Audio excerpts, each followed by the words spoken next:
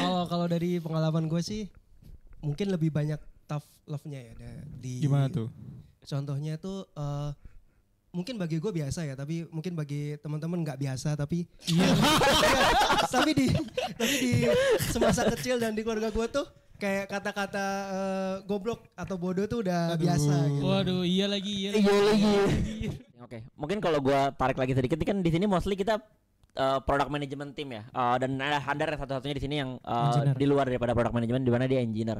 Gue yakin kalau product management kita itu udah lumayan sering lah ya berkoordinasi sama orang dan sebagainya, termasuk punya direct reports. Nah kayak Handar ini dulu gue pernah ngobrol sama Handar, dia orangnya lebih tertarik jadi individual kontributor dibanding jadi people manager. Diketawain. Sorry. Bukan diketawain, gue ini ada bad thing. Nggak, tadi benar, gue pengen tahu. Coping mechanism.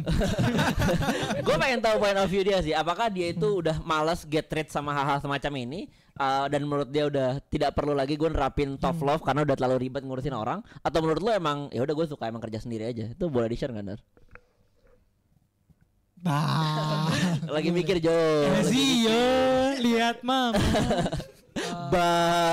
Karena konteksnya engineer ya. Iya. Karena engineer. Jadi gue merasa lebih fokus kalau gue tuh yang nggak diganggu gitu. Oke. Di micromanage nggak ada apa itu, gue merasa lebih bisa deliver output yang maksimal. Oke. Gitu. Nah, kadang malah menurut gue sebagai engineer tuh ketika lu banyak berinteraksi dengan orang lain, untuk yang engineer yang awal ya, itu malah banyak mengganggu waktu kerja. Oke, jadi menurut lo kalau yang masih junior gitu, better dia fokus sama apa yang diekspektasikan dibanding banyak ngobrol sama orang gitu. Iya benar. Oke. Dan nggak boleh ngeganggu lu. Gitu. Cuman kayak dulu, Pertanyaan. gue pernah, pokoknya gue di project. Pernah punya pengalaman lah. Iya, terus waktu itu harus ada meeting gitu kan. Nah, terus di mana gue masih ada task yang harus gue kerjain. Nah, itu jadi bingung gitu. Kayak belum bisa belum bisa manage gitu loh. Oke, jadi menurut lu kalaupun ada pertanyaan atau ada task gitu, hopefully pengennya sih yang penting aja gitu ya. Jadi gak usah banyak hal-hal yang buang-buang waktu untuk ngobrol-ngobrol doang. Jadi lu pengen lebih yang straightforward, lebih jelas gitu ya. Iya, tapi lambat laun emang nggak menutup kemungkinan kalau kita berinteraksi dengan tim itu juga penting. Betul. Menarik. Berarti udah fase pendewasaan sudah lebih baik dibanding waktu itu ya. Betul. Akhirnya realize lah. Betul. Ya, tapi emang menurut gue salah satu hal yang menarik juga yang perlu kita pahami gitu ya. Ini tuh ada generational gap juga sih kalau kita semua pernah pengalaman ya. I mean kita lumayan masuk ke generasi COVID gitu ya. Jadi menurut gue ada gap di mana pola pendidikan itu kita jadi punya pemikiran sendiri gitu. Misalnya orang-orang yang setelah COVID ini, faktanya generasi milenial ataupun generasi Z ini mostly nggak suka dididik dengan cara keras gitu. Karena menurut mereka dengan openness, dengan segala informasi saat ini, gue nggak perlu digituin, gue bisa nyari sendiri, gue bisa nyari tahu semuanya sendiri, gue bisa plan semuanya sendiri, gue nggak perlu lagi dididik seperti keras gitu. Cuma mungkin kalau yang tadi gue dapat dari teman-teman di sini, meskipun kita di sini mostly part of generasi tersebut ya, milenial sama Gen Z, kita justru malah dapat takeaways juga bahwa tetap perlu tough, tetap perlu kedisiplinan, tetap perlu pendidikan yang membatasi kita gitu. Dan kalau tadi gue sempat ngobrol sama Arbi juga, Arbi pernah bilang kalau kedisiplinan itu membebaskan, bukan mengekang. Karena disiplin hari ini mungkin terasa berat, tapi di masa depan kita bakal bersyukur dengan kedisiplinan tersebut. As long as mungkin tidak menggunakan kata-kata kotor gitu ya, tidak menggunakan kata-kata yang menyakitkan gitu ya. Yang mungkin tapi again balik ke behavior keluarga masing-masing ya. Mungkin ada keluarga yang memang nyantai. Gue pernah secara nggak langsung. Enggak, tapi jujur gue bapak gua dong itu. Bukan kayak gitu. Enggak, maksudnya gue pernah ketemu banyak teman-teman gue yang memang keluarganya tuh terbiasa ngomong tinggi gitu. Background gue yang mungkin tinggal di daerah Jawa Barat dan Sunda gitu. Awal-awal agak kaget juga gitu. Oh, ada ya keluarga berinteraksi sekeras ini gitu. Coy, bawa ras nih coy. Bukan gitu. Barat dan Sunda coy. Bukan gitu. Maksud gue terbiasa mendengar orang-orang tuh ya lebih halus tinggi gitu. Coba gue tanya teman gue, lu nggak sakit digituin? Kata dia enggak, emang keluarga gue biasa kayak gini. Ya, jadi jadi emang gue juga nggak bisa ngejudge keluarga orang dari apa yang gue lihat, karena bisa jadi emang keluarga tersebut terbiasa dengan seperti itu kayak gitu. Ini contohnya? Ya, betul. Waktu aku pertama kali ke sini gitu ya dari Jawa gitu, yang aku rasain kok orang-orang di sini ngomongnya pada pakai nada tinggi gitu dan pada interaksinya kayak saling marah sama. Ternyata falset semua suaranya. Ternyata Madonna semua ternyata perfect pitch. Dan memang ternyata culture-nya ngomongnya keras gitu. Yang kebiasa gitu, kayak ya lu ngobrol sama mungkin orang di Sumatera gitu kan, dia emang tone-nya nadanya tinggi dan keras gitu. Tapi emang biasa aja di sana gitu. Betul. Tapi gue mau mencoba ada diskursus ya di Yes. Dulu gue pernah ketemu orang yang ngomongnya kayak gitu. Terus dia tuh bilang ya itu udah tabiat dia. Dan terbiasa ya. Terbiasanya dia gitu. Dan dia bilang tabiat itu susah diubah gitu. Bahkan dia bilang tabiat itu nggak bisa diubah. Nah, cuman gue mau ada diskusi nih di sini. Menurut gue justru malah kalau dia ngomong kayak gitu, ya lu nya aja nggak mau belajar, lu nggak mau memperbaiki diri. Menurut lu dia udah sampai tahap awareness, tapi dia tidak mau untuk bertransform gitu ya. Maksud gue tuh kayak gini, kayak Handar tadi ya. Handar tuh ya di rumahnya dikasarin gitu. Sampai akhirnya terbiasa. Tapi ketika dia di luar, dia tidak menjadikan hal itu sebagai hal yang benar. Jadi bukan Handar yang jadi kasar balik juga. Iya, ya lu nggak apa-apa terbiasa dengan lingkungan lu di sana atau lingkungan lu sebelumnya. Tapi ketika lu merasa itu tidak benar dan tidak bisa dibenarkan, ya di lingkungan baru pun lu nggak bisa seperti itu. Ini menarik banget karena kalau lu look back 1-2 tahun ke belakang, ini tuh lagi ada movement yang menarik di angkatan kita nih, angkatan sekarang anak muda gitu ya. Namanya itu gerakannya berhenti di kamu. Jadi berhenti di kamu ini suatu movement yang mengajak anak-anak muda itu untuk menghentikan segala tradisi atau segala pengalaman buruk kita, untuk kita berharap generasi ke depan itu tidak mengalami apa yang kita alami.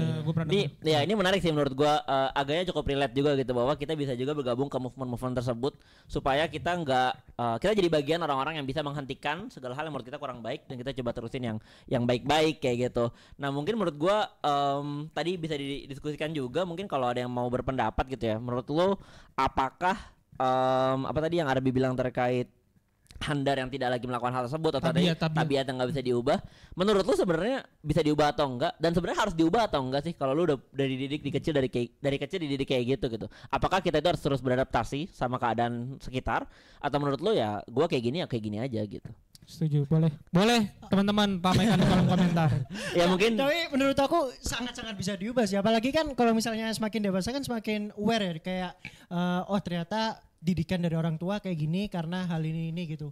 Ataupun bahkan ada sometimes yang nggak perlu explanation, kayak oh ternyata kayak gini supaya aku kayak gini gitu loh, nggak perlu explanation secara direct gitu dari orang tuanya. Dan ketika kita udah tahu reasoningnya apa kayak gitu, kita bisa banget untuk ngubah gitu. Apalagi kan kita udah dewasa gitu kan ya, udah kayak bisa berpikir apa yang baik untuk kedepannya. Jadi ya pengen banget disagree sama statement lu tadi, tapi untuk yang ini aku agree sih kalau misalnya bisa. Ya tidak semuanya harus disagree. Kalau gua mungkin bukan disagree ya, tapi gua lebih one step back actually. Kayak maksudnya diubah atau enggak itu actually kayak adaptif aja, pilihan. Benar. Kayak lu lagi di mana, lu lagi apa, tujuan lu apa. Kayak jadi contohnya kalau misalnya lu adaptasikan itu ke pekerjaan, ya lu mesti lihat pekerjaan lu cocok nggak dengan hal-hal yang tough atau soft kayak gitu. Pun nanti ketika lu menjadi seorang orang tua kayak gitu, path mana yang mau lu pilih kan juga lu pasti akan beradaptasi lagi kan. Oh nanti lu harus punya gambaran anak lu cocoknya kayak gimana gitu. Jadi back again kayak ya take a step back, cocok gak nih, kayak jangan serta-merta kayak tadi. Dulunya gue dapat perilaku kayak gitu, gue mesti harus transfer itu mutlak. Ya. Tapi menurut gue itu karena kenapa mungkin ada orang yang berpikir kayak simple, gue tabiatnya kayak gini, gue kayak gini ya nggak salah, itu karena tabiat gue itu, karena menurut gue karena kurang di yang step lu tadi Was, yang agak berpikir gitu, kalau gue kayak gini efeknya ke lingkungan gue gimana ya. Nah menurut gue orang-orang yang kayak gitu lebih ke kayak apa ya, ngambil jalan pintas aja sih. Lebih ambil jalan pintas aja sih, jadi nggak ada step yang tadi yang lu bilang Mas, kayak misal oh tujuan gue apa ya di sini, maksudnya di tempat dia saat ini tuh tujuannya apa. Kalau misal emang dia mau bersosialisasi, ya mungkin dia harus beradaptasi juga kan. Iya. Paham nggak? Jadi menurut lo harus di-encourage justru awareness dia dulu gitu. Nah, dia harus nyari tahu dulu. Aware sendiri. Kadang dia karena dia mungkin nggak mungkin belum ada kepikiran kayak gue harus ngapain di sini. Jadi dia kayak ya udahlah bodo amat, kalau lu nggak mau terima gue ya udah ya gitu. Tapi kita nggak tahu itu benar-benar tujuan dia apa enggak. Nah ntar kalau misalnya itu bukan tujuan dia, ntar dia yang marah-marah sendiri. Masa gue dijauhin sih cuman gara-gara gue gini, kan tabiat gue kayak gini gitu. Itu kan ada. Oke, ini lu masalah sama siapa? Jujur. Sebut. Ini dari hati banget. Kita highlight. Gue tuh dengernya kayak, aduh nih kayaknya salah satu yang nonton juga deg-degan ini, takut nama yang disebut ini. Santai. Siapa yang kenal sama Anda? Santai. Chill out, man. Minggir lu miskin. Cuma yang itu yang dipakai. Iya, tapi menurut gue mungkin terkait ini ada solusi sebenarnya. Ada satu framework yang lumayan terkenal gitu ya terkait cara mendidik, itu namanya sandwich method atau sandwich framework gitu ya. Dimana ini tuh justru kombinasi dari dua hal yang tadi kita bicarakan sih. Termasuk yang mungkin kita bahas tabiat ini, dimana sebenarnya nggak selamanya satu hal itu lu harus stick to something. Sampai lu sebenarnya benar-benar mengevaluasi apakah itu hal yang benar atau enggak. Jadi memang benar apa yang dibilang Handar juga sama Fawas. Ya memang step pertamanya itu ya lu harus self awareness dulu. Lu harus tahu dulu lingkungan lu sekitar apakah yang lu lakukan itu sudah baik dan benar sesuai dengan porsinya gitu. Kenapa gue bilang sesuai dengan porsinya? Kayak yang Fawas tadi bilang, mungkin kalau lu kerja di suatu tempat ya misalnya di militer gitu ya, nggak mungkin selamanya lu jadi baik-baik banget juga. Apalagi ketemu musuh kayak kita tembak ya, nggak mungkin. Lu pasti dulu lah bang. Bener. Ini Abeb lucu ya. Lucu ya. Bisa banget ya. Abeb lu ini. Iya, Abeb Hadar hati-hati. Enggak, gue perlu penyesuaian sesuai porsinya kayak gitu. Iya. Nah, sandwich method ini bisa di apply di semua tempat lah, bahwa lu harus tahu kapan waktunya lu nge-encourage orang, suportif, yang juga bisa dibilang di tempat kerja, kapan juga lu harus disiplin sama orang. Apalagi kalau misalkan tempat kerja kita profesional, kita punya KPI, kita punya ekspektasi, ya lu harus bertanggung jawab atas hal tersebut. Nggak bisa selamanya kayak KPI-nya nggak nyampe nih, ya udah kita adjust, kan nggak mungkin. Lu pasti butuh saat di mana. Iya, benar. Dan at least kan kita biasanya kalau di tempat kerja dituntut untuk bisa menjelaskan kan kenapa nggak nyampe dan sebagainya. Intinya lu harus bertanggung jawab atas apa yang lu lakukan. Berarti gitu. bukan kayak prinsip lu A, B, B gitu ya, tapi lebih ke arah pilihan kan. Bukan pilihan ya, kayak ya ada masanya untuk satu-satunya. Harus gitu ada assessment dulu kan. Betul. Sebelum lu evaluasi. Apa? Ini sebenarnya mengecek sih, evaluasi lah apa yang lu lakukan atau enggak. Saya mau punya anak. Ini harus discuss kayak gimana anak? Dianalisa, masukin Bagi gue bisa gimana? kasih query. Assessment tuh terlalu kompleks dah. Bahasa simpelnya. Bahasa simpel. apa cuy? Apa? Ya kayak lu berpikir dulu sebelum bertindak gitu. Itu Iya. Oke, gua mau gua mau beradaptasi atau enggak kayak gitu. Tidak simpel kan bahasanya apa itu namanya? Udah dijelasin Jo. Iya kan Bahasanya assessment. Tapi mungkin berpikir dulu kan. Gue agak menarik juga sih satu hal lagi mungkin ya di topik hari ini, dimana justru gue pernah juga ketemu teman-teman yang dia tuh nge-request cara didiknya ke orang tuanya. Jadi ada satu orang tua yang memang satu lingkungan orang tua yang dia tuh request. Jadi bukan gitu. Jadi salah kayak gue tuh pernah ketemu orang yang dia tuh orangnya emang harus di pressure. Dia pinter, dia cerdas, tapi kalau dikasih kelonggaran dia tuh jadi malas-malasan, main game terus, dia tuh jalan-jalan terus gak pernah ini. Tapi ketika orang dia dikasih ekspektasi kayak lu harus juara ini, dia benar-benar menggila dengan hal tersebut dan akhirnya juara dan seterusnya. Dia menarik juga sih menurut gue. Jadi mungkin satu ruang lagi yang bisa kita buka itu openness sih yang belum kita bahas gitu ya. Dimana keterbukaan terhadap antara orang yang dididik dengan orang yang mendidik gitu. Jadi ada orang-orang yang biasa aku sukanya ya kalau emang ini ada deadline-nya, ada segala macam di kantor gitu ya. Tolong kasih aku deadline yang strict gitu. Biar aku jadi tahu kapan aku harus ngedeliver ini gitu. Karena kalau dibilang kayak Arbi tolong kerjain ini ya, kapan deadline-nya? Secepatnya aja. Ya udah biasanya ada juga orang kayak Arbi udah kelar. Masih lambat. Saya 1 tahun. Iya. Cepatnya saya 1 tahun. Iya, betul. Jadi emang ada orang-orang yang biasanya nge-request juga gitu. Dan ini menurut gua perlu dikomunikasikan sih. Jadi kalau lagi kerja, lu lagi di tempat kuliah gitu, lu punya peers, punya lingkungan, sampein sih ke teman-teman lu gitu. Karena gue juga termasuk orang kayak gitu. Gue biasa request ke atasan gua kayak, tolong kasih tahu gua ABC. Gue sukanya dididik seperti ini supaya gue bisa achieve. Karena kalau gua nggak kayak gitu, saya gue jadi suka-suka gue juga kadang gitu. Contohnya kayak gitu sih. Gue openness ini gue dulu sama nyokap gue ya. Jadi dulu kalau misalnya masih SD tuh SD SMP nyokap gue tuh masih demanding kayak nilai kamu minimal 80 gitu kan. Terus pas SMA tiba-tiba nyokap gue nggak ngapa-ngapain nih. Kayak nggak tolong. Nggak demanding. Mungkin sepanjang SMP gue ranking bawah mulu ya. Kayak ya udahlah. Apa lagi yang bukan akademik kayak ini. Coba gue jadi bertanya-tanya kan nih kok gue SMA gak diminta apa-apa. Lu bertanya-tanya kan kenapa gue gak enggak terus sampai akhirnya gue nanya ke nyokap gue, Bu ini sebenarnya masih sayang gak sih sama aku? Ini harus dianggap anak gak sih? Sekolah gak sih?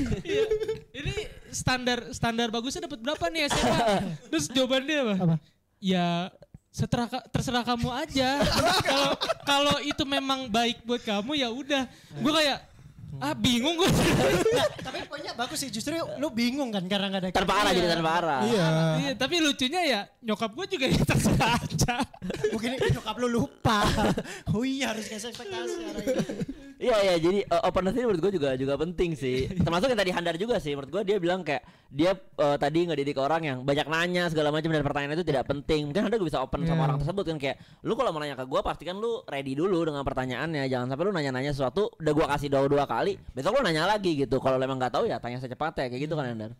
Menarik. Oke. I think mungkin di sebelum kita close topik hari ini, gue mau masing-masing dari kalian nyebutin lah takeaways atau satu kata-kata yang menurut lu penting banget nih buat di highlight terkait soft love sama tough love gitu. Mungkin kalau gue sendiri, gue mulai dari gue, menurut gue openness sih. Itu salah satu hal yang selalu gue encourage ke semua orang, bahwa kita nih bukan orang yang bisa nebak-nebak tentang apa yang lu mau dan apa yang lu tidak mau. Jadi apalagi udah dewasa kayak gini, better sampaikan, tapi tentunya sampaikan dengan cara yang tepat juga.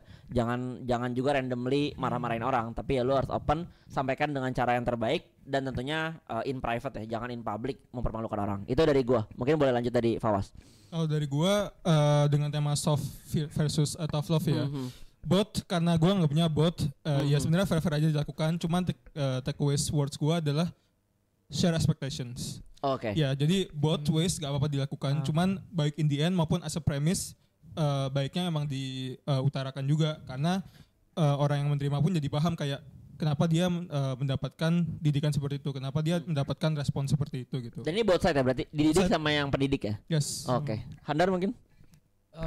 Ada dua kata sih sebenarnya, kayak responsible sama appreciate. Oke. Appreciation. Paham.